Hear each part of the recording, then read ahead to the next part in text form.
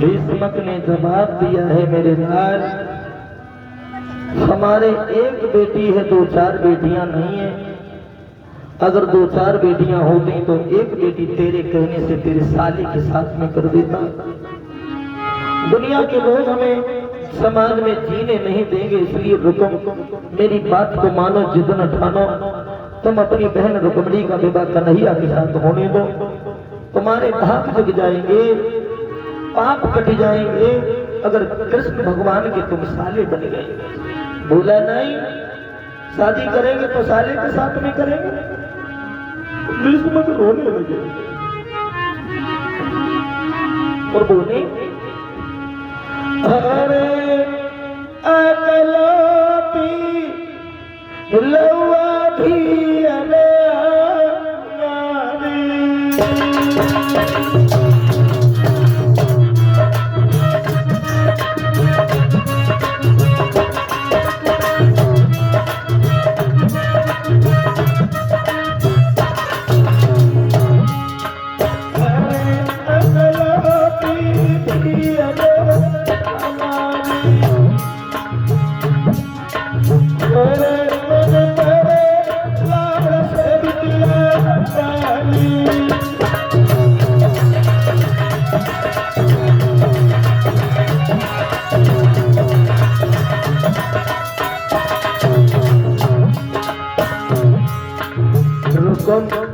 ये तो मैं जानता हूँ कि मैंने बेटी को कितनी नाजों से पाला, कितने हित से पाला।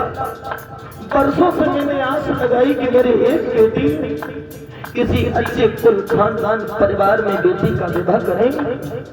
लेकिन रुको, काहे को हमारे विचारों के ऊपर धूल छिड़क रहा है, काहे को मेरे सपनों को तू मार रहा है। केवल एक बेटी है हमारे।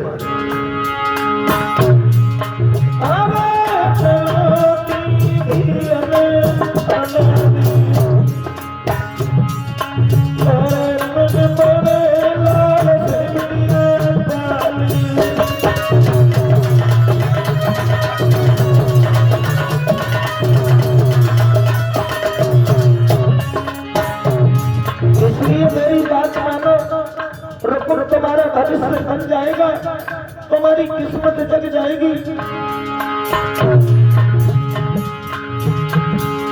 अरे पूरा पाले गिरधारी गिरधारी बनुबारी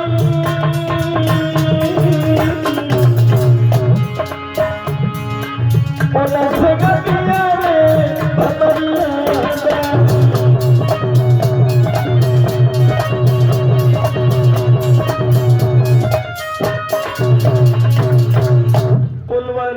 भगवान कन्हैया को से विवाह कर दो, अपनी बहन का किस्मत चमक जाएगी। रकम बोला, पिताजी अगर तुम हमारे बाप न होते ये शब्द तुम्हारे हम नहीं सुनते। भीष्म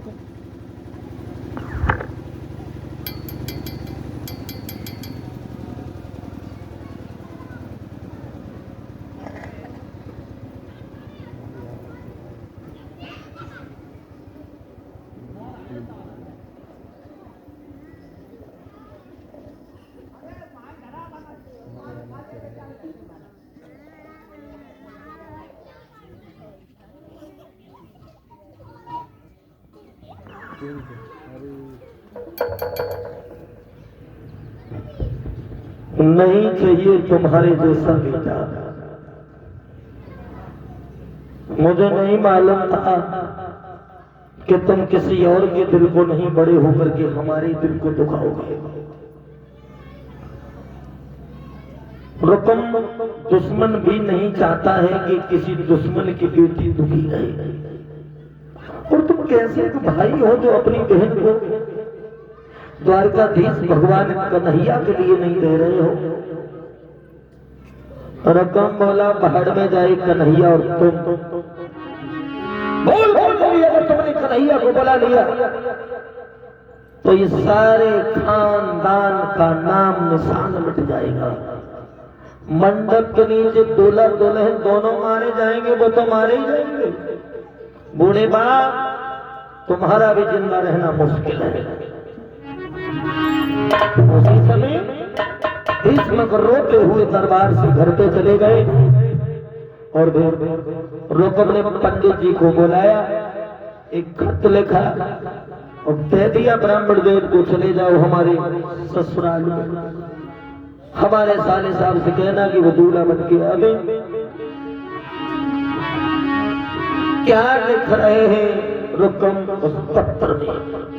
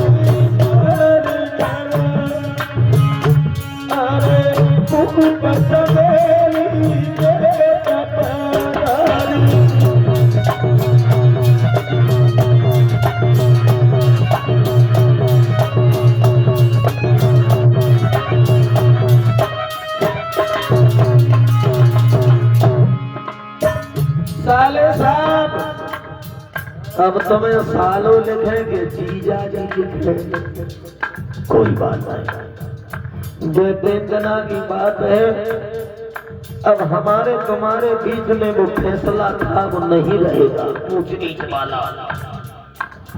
सुबह को तुम हमसे जीजा कहोगे, शाम को हम तुमसे कहेंगे।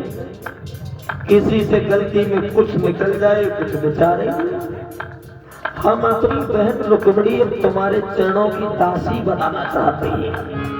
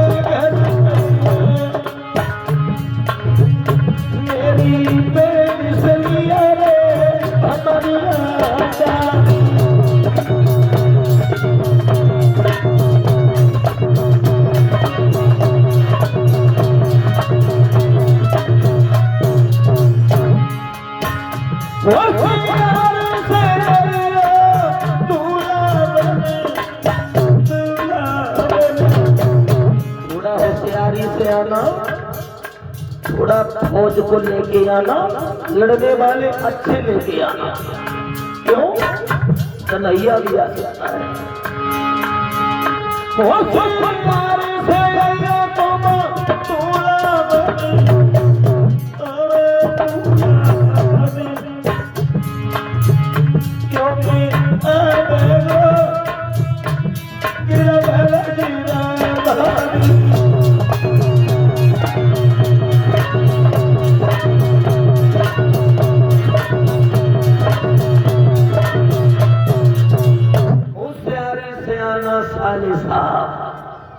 नीचे अपने हस्ताक्षर कर दिए, पहुंच गए चंदेली में, पत्र दिया। ससपाल ने वो पत्र पढ़ा और कहा, पंडित जी जो लिखा है ये बिल्कुल सही है क्या? पंडित जी बोले बिल्कुल सही है। तुम्हारे बहनोई में और बहनोई के बाप में सारे दिन झगड़ा चला, उन्हें एक नहीं मानी, अपनी जिद ठानी, वो अपनी बहन तुमसे कर रही है। अब तुम्हारी मर्जी, क्या करोगे तुम बताओ, वैसा उधर कहते। सतपाल बोला पंडित जी कहते ना हमारे बहनोई साहब से कि हम जरूर आएंगे, और दूल्हा बन के क्यों नहीं आएंगे जब कहे रहे हमारे बहनोई। वाह भाई वाह, बहनोई हो तो सबके ऐसे ही हो। पंडित जी उधर से इधर आए, सतपाल अपनी भाभी के पास पहुंच गया और बोला भाभी दूल्हा। भौजाई बोली दूल्हा तो तब बनते जब बयान जाते। बोला तभी तो जा रहे हैं। भाभी बोली न लगन चढ़ी न नोक लगी, और तुम दूल्हा डायरेक्ट दूल्हा। बड़ा भैया भौजाई ने बात मना किया, वो लड़का कौन है? पागल। बोले लड़का नहीं है, हमारे बहनोई साहब है। अच्छा हाँ, हमारे बहनोई साहब अपनी बहन हमें कर रहे, यानी हमारी बहन की ननद। भौजाई बोली पागल हो गए, रोको। बहन की नंद तो अपनी बहन से ज्यादा पूजनीय होती है। सतपाल बोला भाड़ में चली जाए ऐसी बहनें, ऐसी बहनें देखेंगे कल से शादियां होना बंद हो जाएगी। तुम्हारा काम है दूल्हा बनाना, बना। नहीं माना, जिद नहीं पूरी होती है लाला, ऐसे जैसे तुम कर रहे हो। जिद ठाना हुआ काम कभी सफल नहीं होता। सतपाल बोला हमें कोई मतलब नहीं, दूल्हा बनाओ। जहाँ पे 4 लड़कियां लेकर गया उनसे को गीत गाए। भौजाई ने 2-4 बनाए, सो 2-4 बजा से पूरे गांव की लड़कियां आई गई। जो इस सुने सोई ताकत ले उंगली दबा रही, जो होई का रहा हो ऐसो आज लो नाय भाव, जैसो जो सतपाल कर रहा हो तैसो ही जाको पहनोई, इसकी बुद्धि भगवान ने हर ली। और तैसो ही जो नीच बनो, जो अपनी बहन से नंद से ब्याह करना चाहते अपनी बहन को, कितना बड़ा पागल है। कोई कह नहीं रहा है, सोच रहा है। इधर रुक्मिणी रो रही है, इधर वो दूल्हा बन रहा है। अंत में भाभी समझाए कि बोली लाला देवर मेरी बात मानो, न जाओ तुम दूल्हा बनेंगे।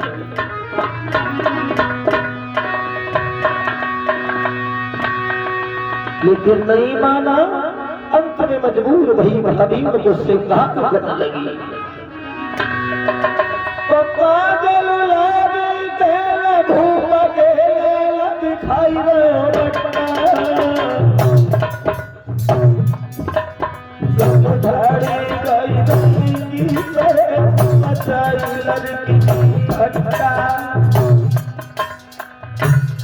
आंख में काजल लगाओ।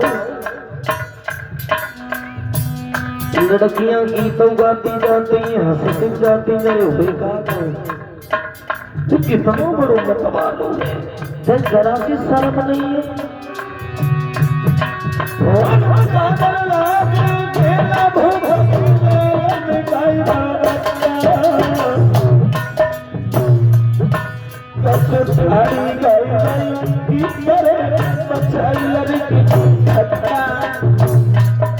मेरे भैया भौजाई बोली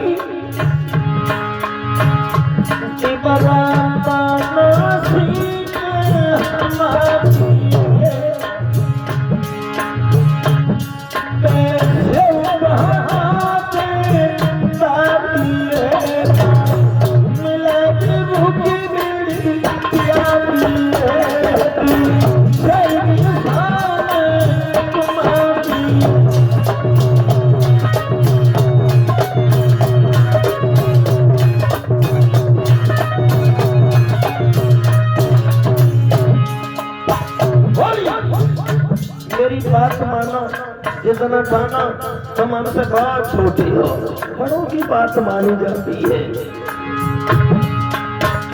सतपाल बोला नहीं भाभी, रुक्मिणी के बिना हम जी नहीं पाएंगे। बात सुंदर है, तुमने तो देखी ना है, हम तो देख रहे।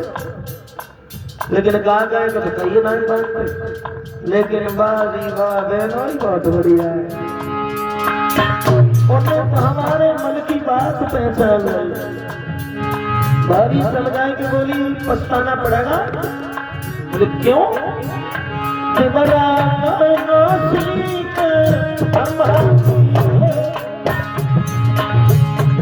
कैसे उठाते सारी तुम्हारी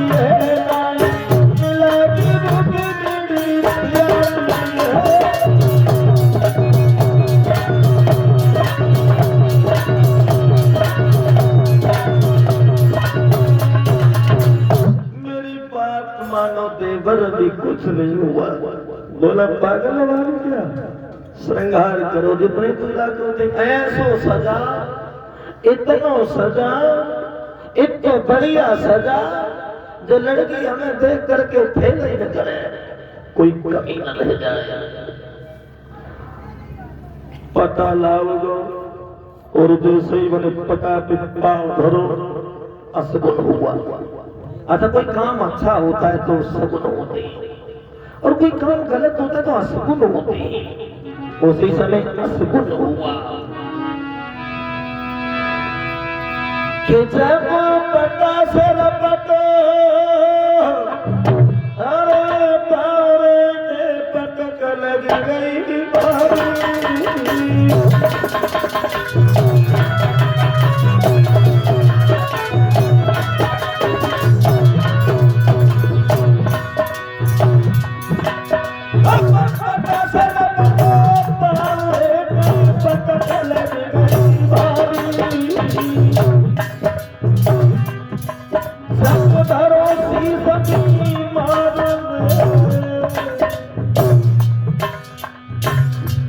दूसरा सुगुन हुआ। शीश में मोर भरो तो किसी ने छींक दिया। सच धरो शीश में मोर हुई गई छींक हमारी।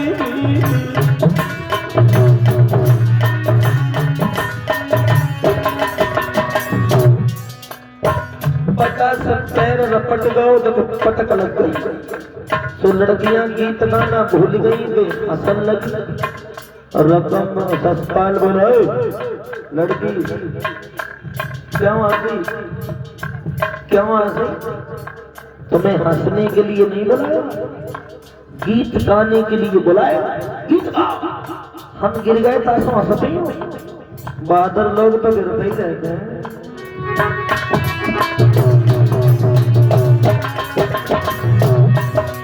तीसरा सुगुन हुआ। महाराज घर में बोल रही है,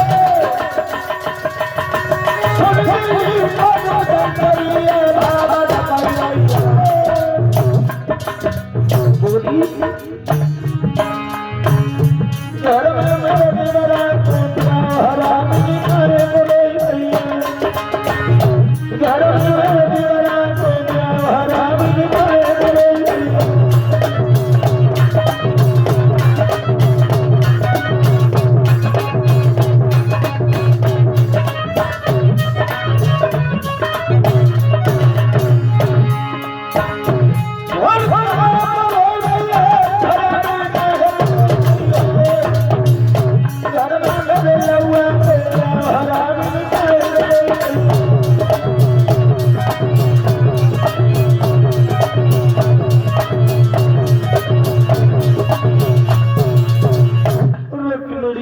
शादी के चक्कर में वो दूल्हा बन रहा है। असगुन हुए दिल्ली रोई, भाभी बोली बहुत असगुन हो रहे हैं ससुराल मान जाओ। बोला नहीं जाएंगे और उधर से खाली लौट के थोड़ी रुकमणी को संग लेके आएंगे। दूल्हा बन के बारात लेके चलो।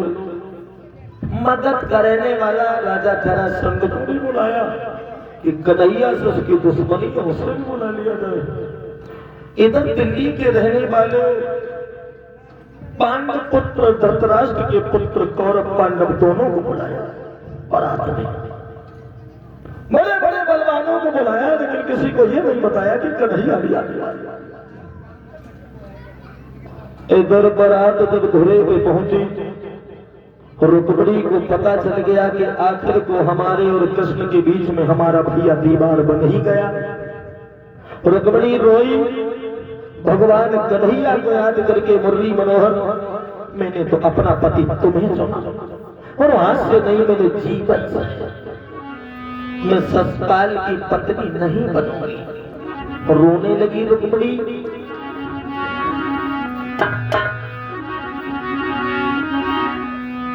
दीन नहीं बेकार श्याम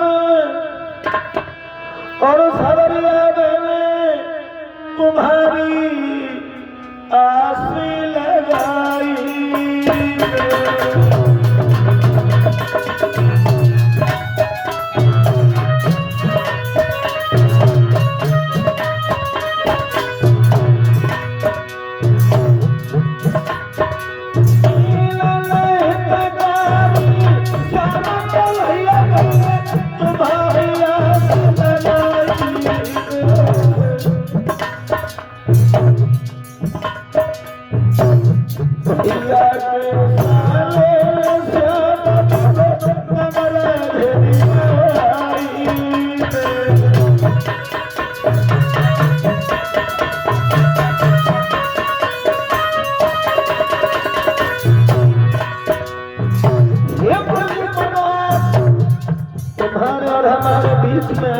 भैया दीवार बन ही गया।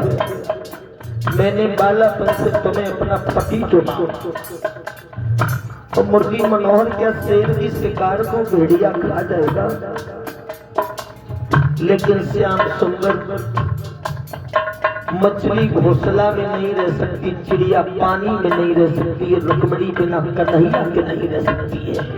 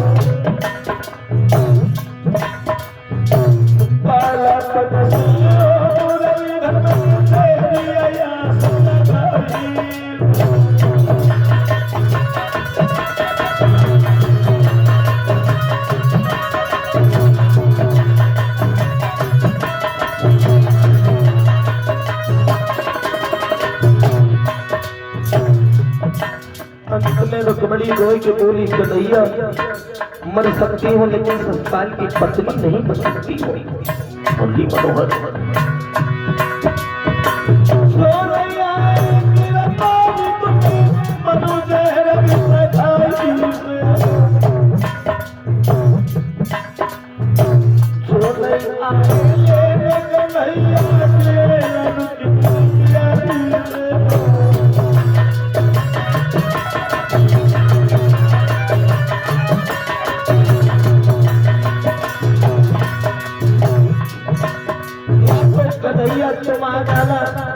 और मुझे अपनी पत्नी बनाकर के द्वारिकापुरी में लेके चले जाना।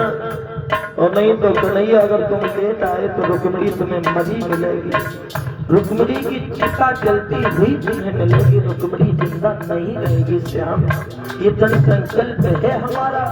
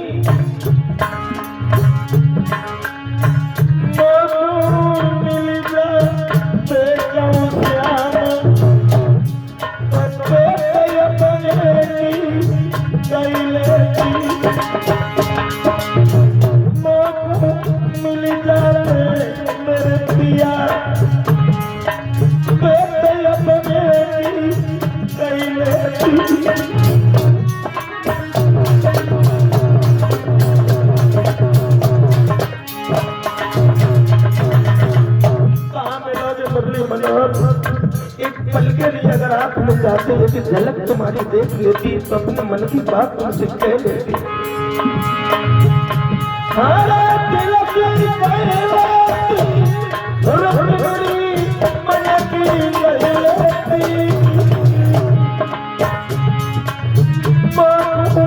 मिल जाते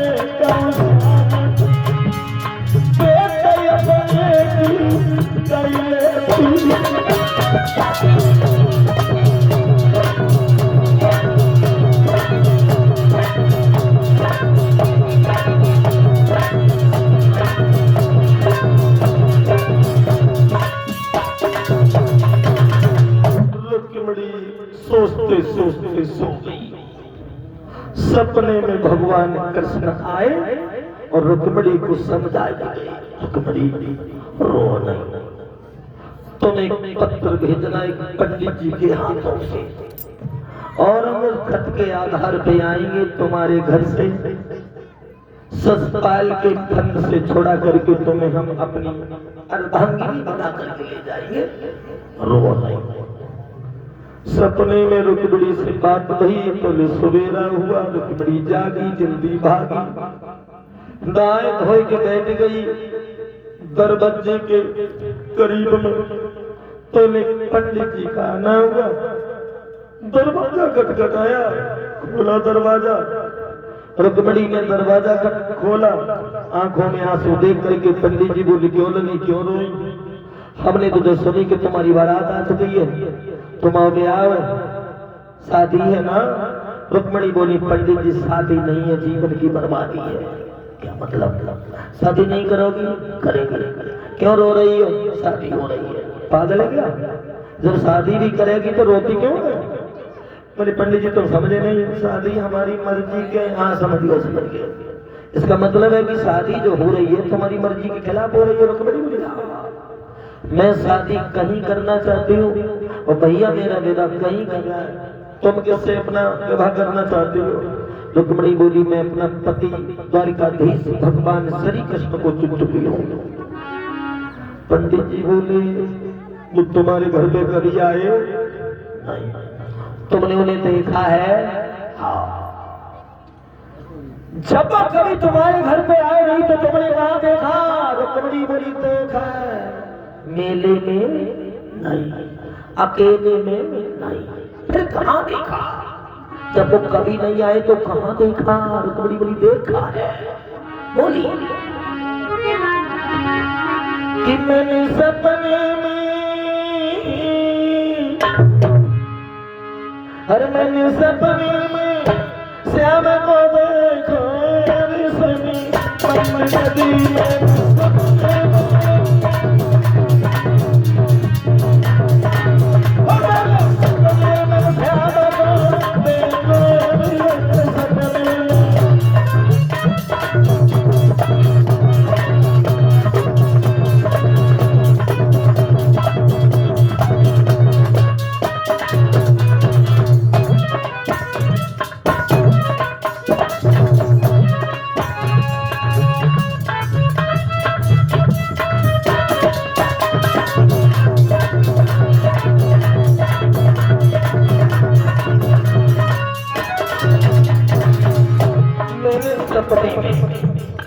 और आज ही सपने में, लेकिन मैंने उनका नाम सुना है, लेकिन आज सपने में देखे। पंडित जी बोले पागल तो नहीं, लगता भगवान ने तुझे रूप दिया है, अच्छे कुल खानदान परिवार में जन्म दिया है, लेकिन विधाता तुझे बुद्धि देना भूल गया। तो सपने अपने होते हैं, पागल है क्या? मैंने सपने में श्याम को देखो सुनी, सपने में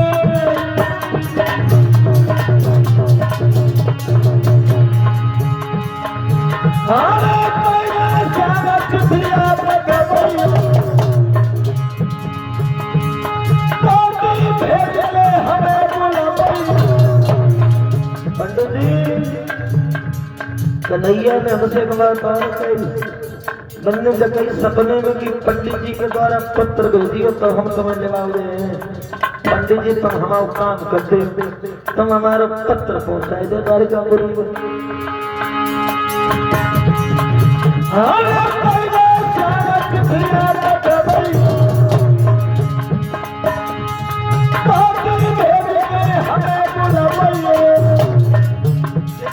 मजबूर है ब्राह्मण को खोले जावे खोले जावे मेरो संदेश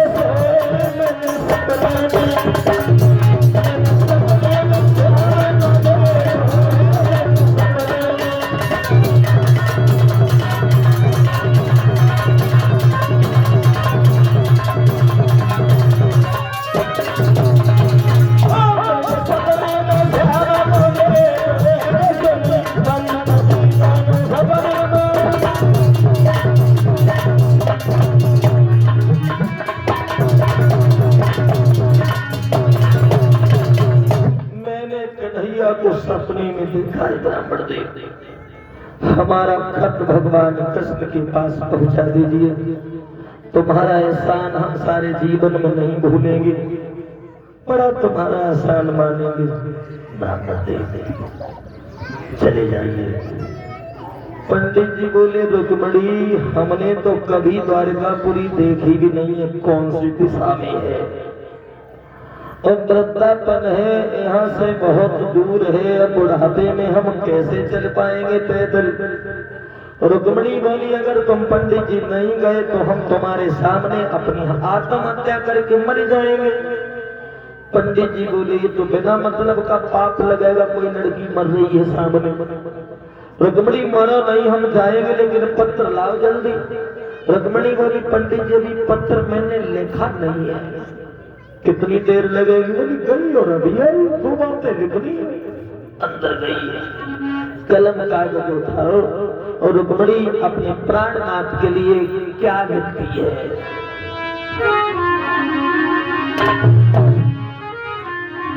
बहुत खुश है रुक्मणी, अगर पत्र पहुंच गया तो चले आएंगे वो।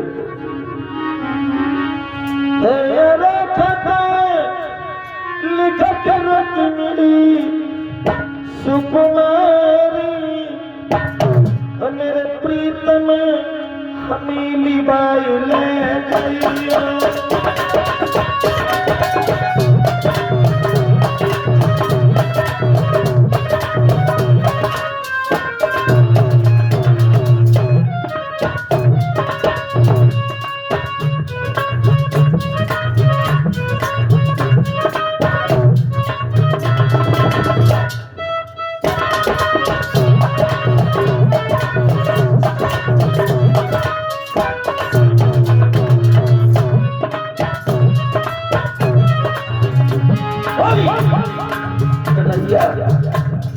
ये प्राणनाथ तुम कोई इंसान नहीं हो, तुम भगवान हो और तुम जान बूझ करके अज्ञान बन रहे हो। मुरली मनोहर खैर कोई बात नहीं, लेकिन श्याम सुंदर इतना एहसान करना हमारे ऊपर, हम जैसी पापिनी को भी अपनी शरण में ले लीजिए।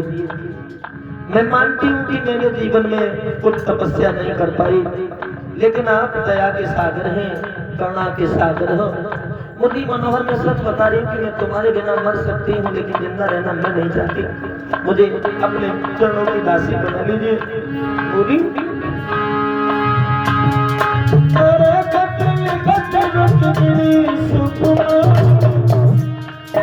प्रीतम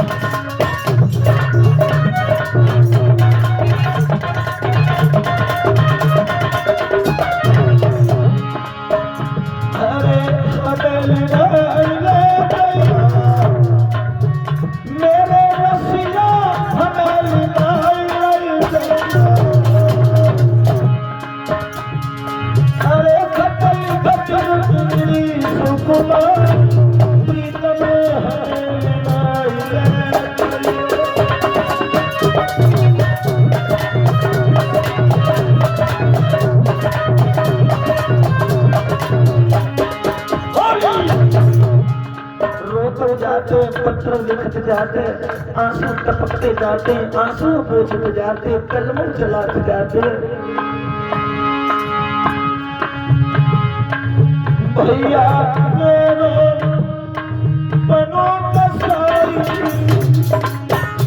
अरे भैया मेरे बनो कसाई, साले के संग में करो समाई, साले के संग में करो समाई। अरे रे संग भमरिया प्रीतम हमें निभाई गई।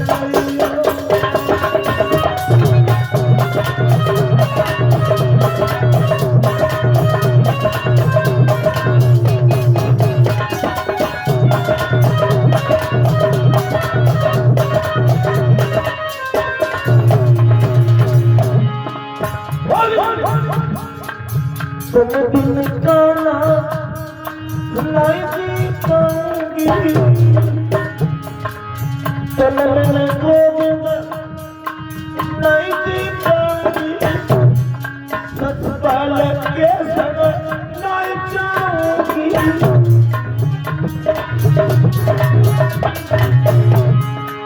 अरे मैं तो मार के मरूं कटारी, प्रीतम हमें निभाई गई।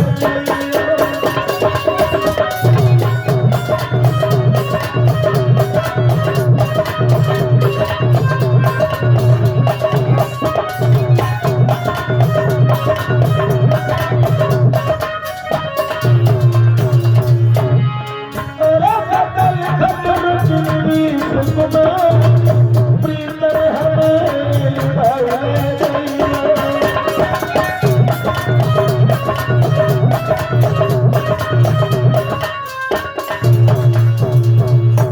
रुक्मिणी भगवान कन्हैया को पत्र लिखती है रो रो करके।